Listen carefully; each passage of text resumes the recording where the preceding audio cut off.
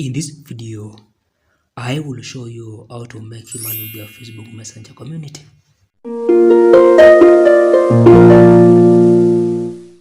Now, with a good number of members on your community, you can earn by promoting other people's products or services. And you just need to agree with the business on the payment, then post their products or services on your community. Another way to make money with your Messenger community is in doing affiliate marketing. And this involves finding a business with an affiliate program, then directly selling their products or services on your community to earn a commission. In addition, you can sell your own products or services on your Messenger community.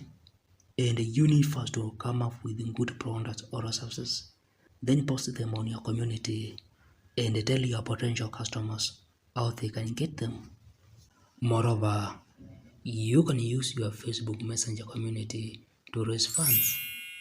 And with a good reason for raising the money, you can really get a good amount of donation from your loyal members.